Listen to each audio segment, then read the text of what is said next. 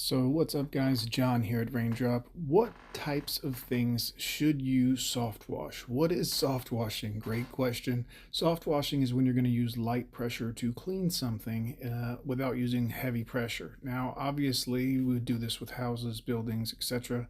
I'm doing this to this concrete right now. And what I'm basically doing is putting down about a 4.5% sodium hypochlorite on this very dirty concrete so that it will bleach out essentially these stains.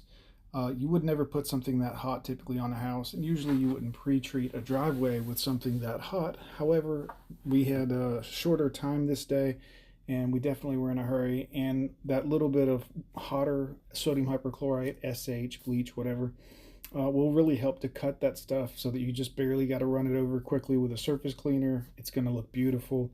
But soft washing is a great way to clean things, without having to put heavy pressure.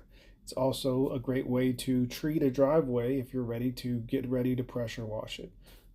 We don't recommend using the SH on wood. There are products like oxalic acid, certain things you can use on wood that works great, but SH works great on roofs. Put down a 6% on a roof, a shingle roof, and it'll wash that roof great. Just leave it up there. Again, usually house wash is about 1.5%. Sometimes we'll set 2% on the P40 for washing a big building. If you're washing a very dirty brick building, you can actually use a P40, dial that up to about 4%, 5%, and it will do amazing things to the mortar mix that you can't reach, and it will clean up that building really, really well without having to use high pressure. This again does require a piece of equipment called a P40 or several variations of different pumps. There's the MoFlow and AR15 or AR45 or whatever it is. But yeah, all of that good stuff is good for you. Soft washing is a great way to make a little bit of money if you just have a pump up sprayer. I've soft washed a small house before with a pump up sprayer, 1.5% sodium hypochlorite, using the customer's water and my own hose and spray gun to rinse the house off afterwards. And that house wash was, I think, $350, $375. And again, pump up sprayer, a couple of bottles of Pool Essentials sodium hypochlorite from the pool aisle at your local Walmart right now.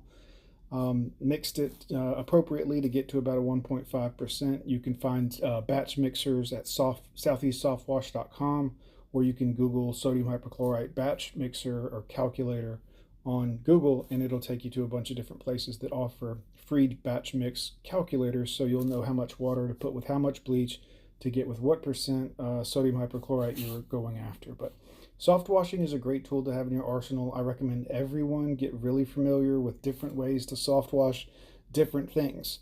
One thing I never like to put sodium hypochlorite on other than wood is metal roofs. You can clean a metal roof with some sodium hypochlorite, but if you leave it too long, it's going to create all kinds of problems for you. It definitely can cause flash oxidizing of that metal that's been baking in the sun. And I try to never put sodium hypochlorite on anything that's been baking in the sun without wetting it first. So for a house wash, if it's hot outside, we rinse the house in water each side one time before we wash that side. Then rinse the next side with water, then we wash it, then we rinse it off. This just keeps down on the gutters having problems. Anyways, hit like, hit comment, hit subscribe. Let me know if you have questions. See you next time.